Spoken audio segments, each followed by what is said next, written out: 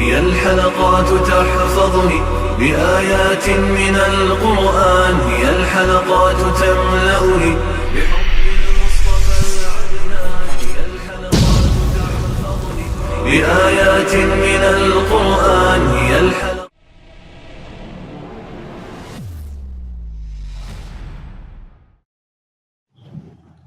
سورۃ البقرہ آیت نمبر 215۔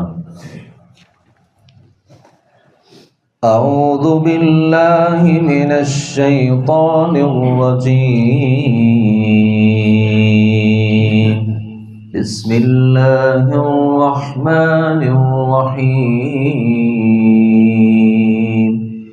یسألونک ماذا ينفقون قل ما أنفقتم من خير فللوالدين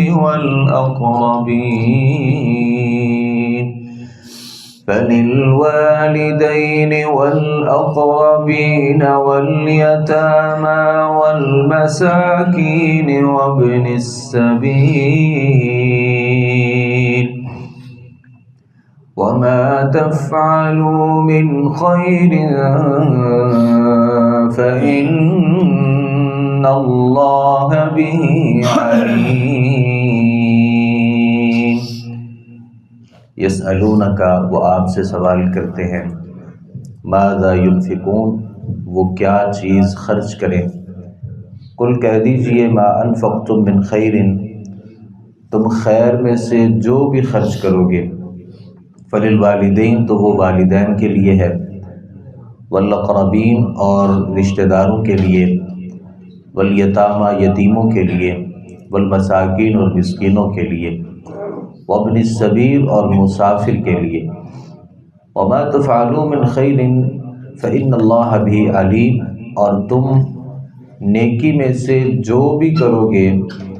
تو بے شک اللہ تعالیٰ اسے خوب جاننے والا ہے۔ اللہ تعالیٰ نے گزشتہ آیات میں بنی اسرائیل کی ہلاکت اور تباہی اور بربادی کا تذکرہ کرتے ہوئے ذکر کیا تھا، زُيِّنَ لِلَّذِينَ كَفَرُوا الْحَيَاةُ الدُّنْيَا، کافروں کے لیے اور بنی اسرائیلیوں کے لیے اور ان لوگوں کے لیے جنہوں نے اللہ کے ساتھ کفر کیا، دنیاوی زندگی کے لیے، اور دنیاوی زندگی اور اس کے مال و دولت ان کے لیے مزین کر دیے گئے، اور مال و دولت کے ساتھ جو محبت تھی یہ انہیں کفر پر آمادہ کرنے لگی۔ تو صحابہ کرام رضوان اللہ علیہم اجمعین نے پھر نبی صلی اللہ علیہ وسلم سے سوال کیا کہ کافروں کے مسائل میں سے اور ان کی ہلاکت اور تباہی میں سے ایک سبب کیا تھا کہ وہ مال کے ساتھ اور دنیا کے ساتھ محبت کرتے تھے۔ صحابہ کرام نے نبی صلی اللہ علیہ وسلم سے پوچھا کہ اللہ کے نبی، ہم اپنے مال میں سے کس چیز کو اللہ کے راستے میں خرچ کریں؟ جب بھی مال کو خرچ کیا جاتا ہے اس میں چند سوالات ہوتے ہیں۔ سب سے پہلا سوال یہ ہوتا ہے کہ اس مال کو ہمیں کہاں خرچ کرنا چاہیے، پھر اس مال کو کتنی مقدار میں خرچ کرنا چاہیے، اور کس مال کو اللہ کے راستے میں دینا چاہیے۔ یہ 3 قسم کے سوالات ہوتے ہیں، اور اللہ رب العالمین نے ان تمام کے تمام سوالوں کے جواب اس آیت مبارکہ میں ذکر کر دیے۔ کہا کہ ما انفقتم من خیر، سب سے پہلے تو آپ نے اپنے پاکیزہ مال میں سے اللہ کے راستے میں دینا ہے۔ پاکیزہ مال کا مطلب وہ ہوتا ہے جسے انسان نے اپنی محنت سے کمایا ہوتا ہے، ایسا مال نہیں جو لوگوں سے اس نے ظلماً لیا ہو، ایسا مال نہیں جو دھوکہ فریب کر کے لوگوں سے حاصل کیا ہو، ایسا مال نہیں جو چوری کر کے اس نے حاصل کیا ہو، ایسا مال نہیں جو اس نے کسی سے لوٹا ہو، بلکہ وہ مال جو پاکیزہ مال ہے اور جس میں مال حرام کی کوئی آمیزش نہیں ہے، پہلی بات یہ ہے کہ آپ نے اس مال کو اللہ کے راستے میں دینا ہے۔ اب سوال یہ ہے کہ یہ مال دینا کسے ہے؟ اللہ رب العالمین فرماتے فَلِلْوَالِدَيْنِ، سب سے پہلے والدین حق رکھتے ہیں کہ آپ اپنے والدین کو اس مال میں سے دیں۔ والدین جو ہوتے ہیں ان کو آدمی زکوٰۃ نہیں دے سکتا، یعنی بیٹا چاہے کہ میں اپنی زکوٰۃ اپنے مال کی دینا چاہتا ہوں اور وہ سوچے کہ کسی اور کو دوں گا تو وہ کسی اور کے پاس مال چلا جائے گا، تو میں اپنے اس زکوٰۃ کے پیسے اپنے باپ کو دے دیتا ہوں تو مال گھر میں بھی رہے گا، والد بھی خوش ہو جائے گا۔ تو ذہن میں رکھیے گا کہ رشتہ داروں کو تو زکوٰۃ دی جا سکتی ہے لیکن ماں باپ کو زکوٰۃ نہیں دی جا سکتی، بیٹا اپنے ماں باپ کو زکوٰۃ نہیں دے سکتا۔ یہ ایک اختلافی مسئلہ ہے کہ بیٹی جو ہے وہ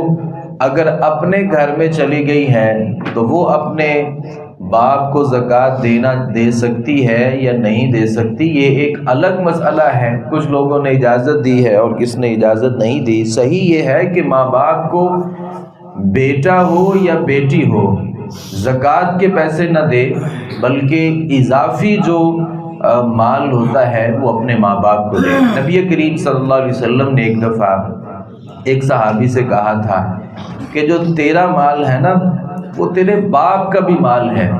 اور باپ کے جو بیٹے کا مال ہوتا ہے وہ در حقیقت باپ کا بھی مال ہوتا ہے۔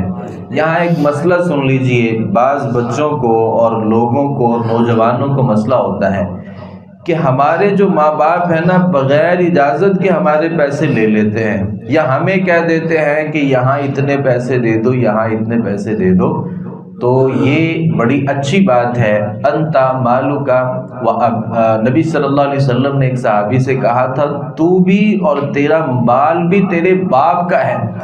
تو بیٹا جتنے مرضی پیسے کما لے وہ اس کے بھی پیسے ہوتے ہیں، اس کے باپ کے بھی پیسے ہوتے ہیں۔ تو اگر باپ اپنے بیٹے کی کمائی کھاتا ہے یا اس سے آدھی کمائی لے لیتا ہے یا اس سے ہر مہینے پیسے وصول کرتا ہے اور بیٹا یہ سمجھے کہ اب یہ مجھے واپس کرے گا،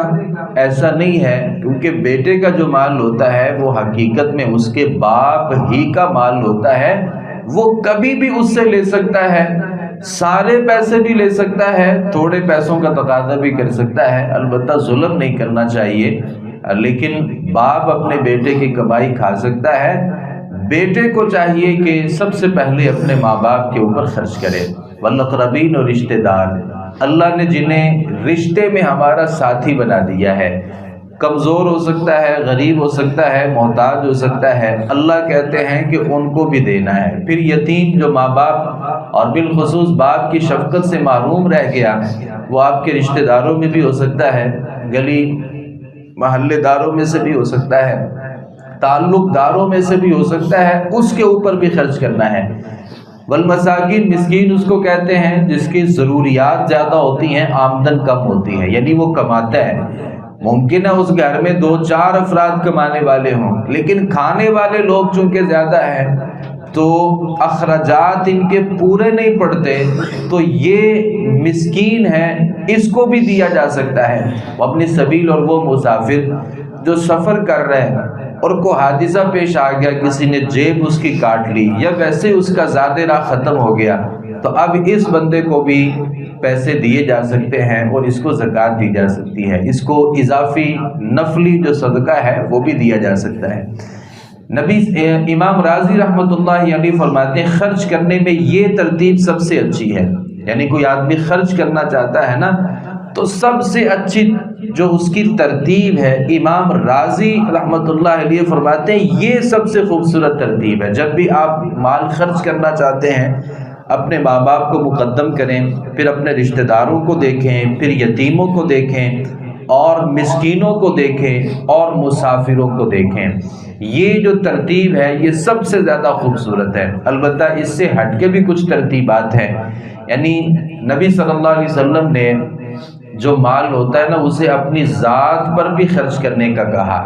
نبی صلی اللہ علیہ وسلم نے ایک موقع پر صحابہ کرام سے کہا خیر الصدقۃ ما کان عن ظہر غنی وابدأ بمن تعول، بہترین صدقہ وہ ہوتا ہے جس کے بعد بھی انسان غنی رہے،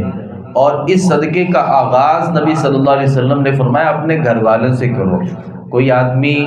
غریبوں کو تو بہت زیادہ دیتا ہے، مسکینوں کو بھی دیتا ہے، ماں باپ کو بھی بڑے پیسے بھیجتا ہے، اپنے گھر میں پیسے نہیں لگاتا، تو یہ جو صحیح معنوں میں جو صدقے کی ابتدا ہے نا، یہ اس ابتدا کو حاصل نہیں کر سکا۔ سب سے پہلے آپ اپنے گھر والوں پہ خرچ کریں، اور گھر والوں پہ خرچ کرنا یہ کسی دربار پہ چادر چڑھانے سے، یا وہاں کوئی لنگر کا اہتمام کرنے سے، یا بدعات میں اپنے پیسوں کو ضائع کرنے سے بہت بہتر ہے کہ آپ جو قیمتی پیسے ہیں جن کو آپ نے اپنی محنت سے کمایا ہے اپنے اوپر خرچ کریں، اچھا لباس پہنیں، اپنے گھر والوں کو اچھا لباس دیں، خود اچھا کھائیں، اپنے گھر والوں کو اچھا کھلائیں۔ نبی صلی اللہ علیہ وسلم نے فرمایا کہ آپ کے جسم کا آپ کے اوپر حق ہے، اگر اسے اچھی غذا کی ضرورت ہے تو اسے دیں، اور آپ کے جو گھر والے ہیں، جو آپ کی بیوی ہے، آپ کے بچے ہیں، نبی صلی اللہ علیہ وسلم نے فرمایا ایک نوالا جو آپ اپنے گھر والوں کو کھلاتے ہیں، اور ایک وہ لقمہ جو آپ اپنی بیوی کے منہ میں ڈالتے ہیں، اور ایک ایک نوالا جو آپ کے بچوں کے پیٹ پہ جاتا ہے، اللہ کی طرف سے یہ آپ کے لیے صدقہ لکھا جاتا ہے۔ تو یہ اللہ نے جو ذمہ داریاں ایک مرد کے اوپر لگائی ہیں کہ وہ اپنے بچوں کے بچپن سے لے کے اور جوان ہونے تک بسا اوقات ان کو کھلاتا اور پلاتا ہے، وہ کتنے نوالے بنتے ہیں، ایک ایک نوالا اللہ کے کاغذات میں آپ کے لیے صدقہ لکھا جاتا ہے۔ پھر آپ اپنی بیوی کو کھلاتے ہیں، اسے پہناتے ہیں، اسے رہائش دیتے ہیں، اچھا اس کے ساتھ اس کا اکرام کرتے ہیں، تو یہ بھی آپ کے لیے صدقہ لکھا جاتا ہے۔ اپنے اوپر بھی خرچ کریں، ماں باپ کے اوپر بھی خرچ کریں، یتیموں کو دیں، مسکینوں کو دیں، مسافروں کو دیں۔ بعد میں جا کر کے جو آپ کے پیسے اضافی ہو جاتے ہیں، کوئی جیل میں قیدی ایسا پڑا ہے جو آپ کو لگتا ہے ناحق اس کے اوپر پرچہ ہو گیا، آپ اس کے اوپر پیسے لگا کر کے اس کو باہر نکال دیں، یہ بھی ایسے لوگوں میں شامل ہے۔ الغارمین، وہ لوگ جن کو چٹی پڑ گئی، اچھا بھلا آدمی تھا، اچھا بڑا بزنس تھا، اچانک اس کے ساتھ فراڈ ہو گیا، سارے کے سارے پیسے اس کے ضائع ہو گئے، یا کسی نے ضمانت دی کہ آپ اس بندے کو چھوڑ دیں، 1 مہینے میں یہ بندہ آپ کو واپس پیسے کر دے گا، اگر نہیں کرے گا تو میں اس کا ذمہ دار ہوں۔ اب اس بندے نے پیسے نہیں دیے، ذمہ داری آپ کے کندھوں کے اوپر آ گئی، تو اب آپ وہ ذمہ داری ادا کرنے کی اہلیت نہیں رکھتے، آپ شرعی طور پہ حق رکھتے ہیں کہ کوئی بندہ آپ کو پیسے دے، آپ لوگوں سے مانگ سکتے ہیں کہ بھائی میں نے اپنے بھائی کو کسی مسئلے میں بچانے کی کوشش کی، میں نے اس کی ضمانت دی، اس نے وہ پیسے ادا نہیں کیے، اب ضمانت کے طور پہ مجھے تو دینے ہی پڑیں گے، تو اب اس بندے کو بھی پیسے دیے جا سکتے ہیں تاکہ یہ آپ سے پیسے جمع کر کے اس بندے کے حوالے کرے جس کے لیے اس نے ضمانت کے لیے اپنے بھائی کے لیے تیار ہوا تھا۔ تو یہ کئی سارے ایسے مواقع ہیں اور ایسے موقع ہیں جہاں آپ خرچ کر سکتے ہیں۔ میں دوبارہ وہ بات دہراتا ہوں کہ اپنے پیسوں کو فضول خرچی میں ضائع نہیں کریں، اپنے پیسوں کو بدعات کے راستے میں نہیں لگائیں، اپنے پیسوں کو اللہ کو ناراض کرنے کے راستے میں نہ لگائیں، اور شیطان کو خوش کرنے کے راستے میں اپنے پیسوں کو کبھی برباد نہ کریں۔ اللہ رب العالمین مجھے آپ کو قرآن مجید کو سمجھنے، اس پر عمل پیرا ہونے کی توفیق عطا فرمائے۔ وما علینا الا البلاغ المبین۔